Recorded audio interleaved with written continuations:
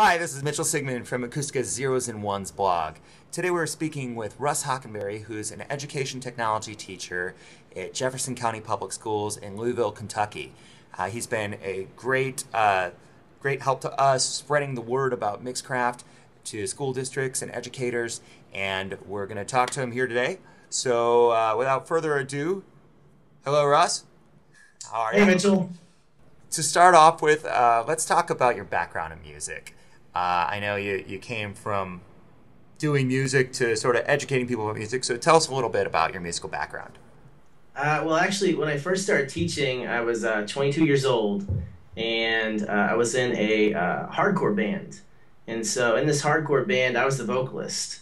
But I got worried because all my other band members were talented, and all I could do was the vocals. So I said, I need to learn an instrument, and so I decided to get a Yamaha MM6. When I was looking around for software to work with that MM6, I stumbled across Mixcraft. For our watchers who are not necessarily hip to the vernacular, hardcore being, I'm going to assume, a hardcore punk band. Right. Not a hardcore, like, easy listening band. Right. And MM6 being a Yamaha motif keyboard that one plays. Continue on.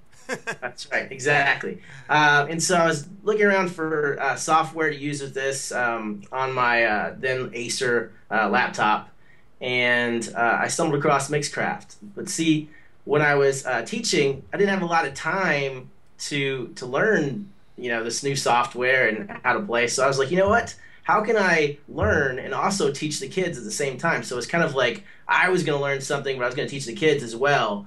And so the great thing about it is when I started getting into Mixcraft, I learned that, wow, this is really easy. This is something I could teach kids how to do.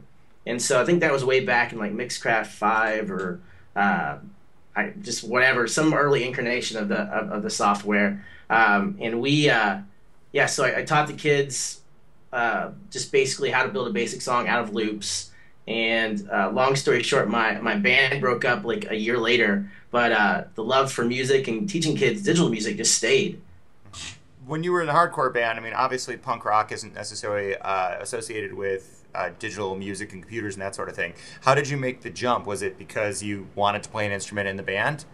Yeah, I just wanted to play an instrument in the band. We actually toured with we played shows with another band that had a synthesizer in it, and I thought, well, this is this could be something I could do. So your band didn't think it was like totally not. No, they didn't. You weren't playing like a beat up guitar, like. No, they didn't think it was lame or anything like that. But yeah, I can't find these people.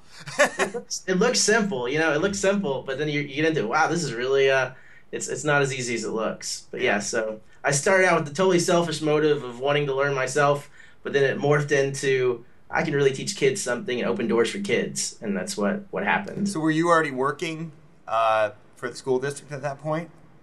Yes, I was. I was working as a teacher at an elementary school, K-5 elementary computer lab teacher. Okay, so you kind of came into the education field already in the music direction, as it were. Right, exactly. Okay, well, actually, my next question, I think you've almost sort of answered already, because my next question was, why did you start the program? And I guess you've already answered that, because it just seemed like a natural fit. Which leads me to my next question. So what has the reaction from the students been when you show this to them?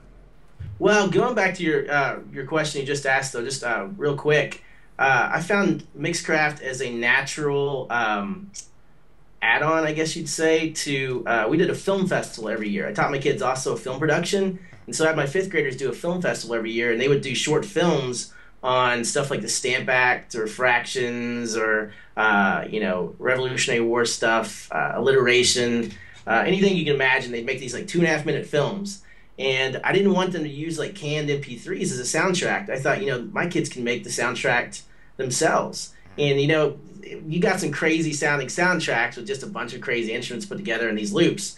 But it was really cool because the kids took total ownership of it. And so not only did the kids make the films and film the films and write the films, they also created the soundtrack for it. And they created that using Mixcraft. Wow. So it was an awesome little thing that Mixcraft found a niche in my classroom. That's great because, it's funny. I always tell people that the best thing to do if you're a musician is to be able to do a lot of things so you don't end up working at Guitar Center if your playing guitar gig doesn't work out. So it sounds like you've done a fantastic job of sort of preparing them for for today's modern world where people are expected to have that kind of skill set to some degree.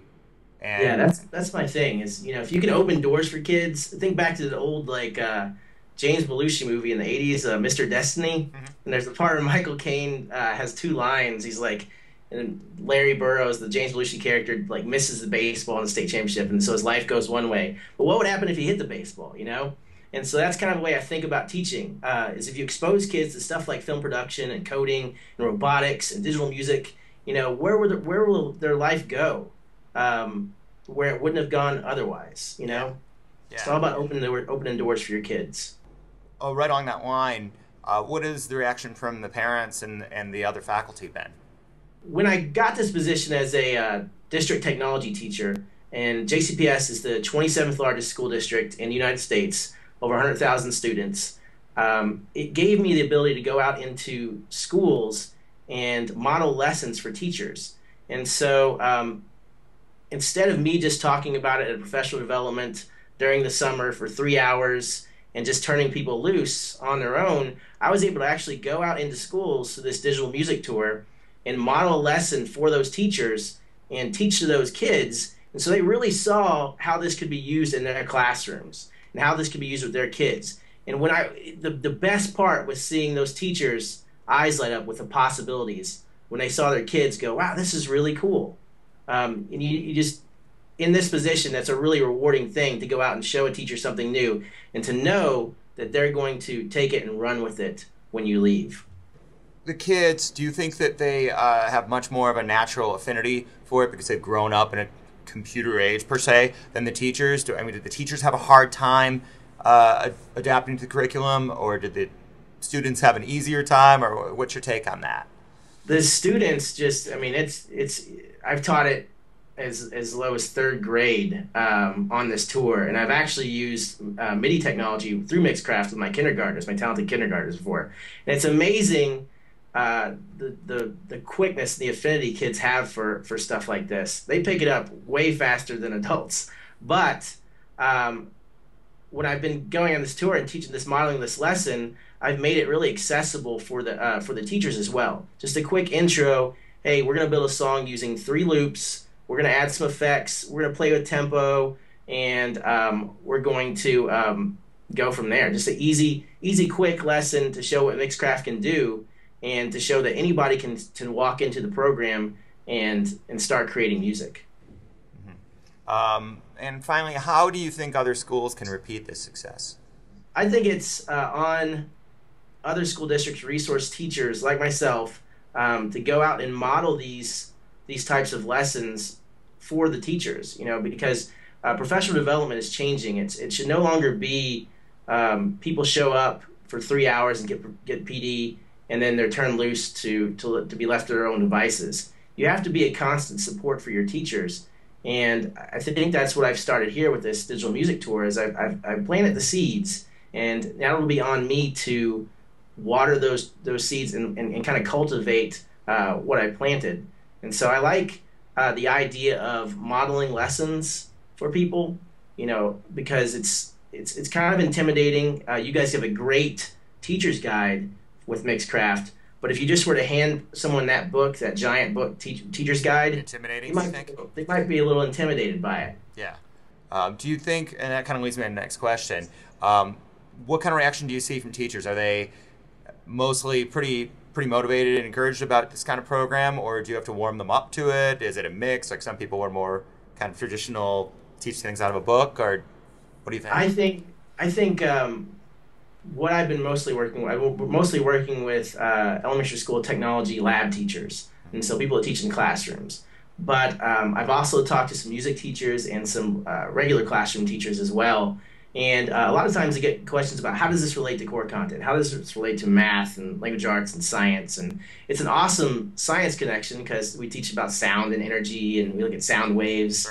But it's also in the stuff that's not so readily connected. I mean, you think about kids creating a soundtrack for a period in history. I know one teacher that uses a different program that Mixcraft would absolutely blow out of the water, but she has done stuff where the kids import presidential speeches and they add a backing soundtrack to those speeches. And so there's lots of social studies aspects to this too.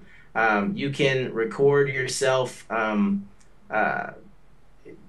If there's speech applications, so if you're going to record yourself saying spelling words, or you could put it to music. There's lots of different Common Core connections that you can make to Mixcraft that are right there beneath the surface. It would seem also that, kind of as I mentioned before, there's just a whole lot of real-world job application for any sort of computer AV skills. Right. Well, we talk about coding. Coding is huge right now in schools. And a lot of coding is talking about loops, and we talk about, well, where do we see loops? We see loops in coding, we see loops in digital music, and just being able to stack those loops. I tell my kids it's a lot like musical Legos. Building a song is kind of like musical Legos. Building a song with loops, that is a lot like musical Legos. Yeah. Well, great. Okay. Thank you, Russ. We really appreciate you talking to us and taking some time. And, well, I think that wraps it up. I hope you've enjoyed this interview. And stay with us on Acoustica Zeros and Ones blog.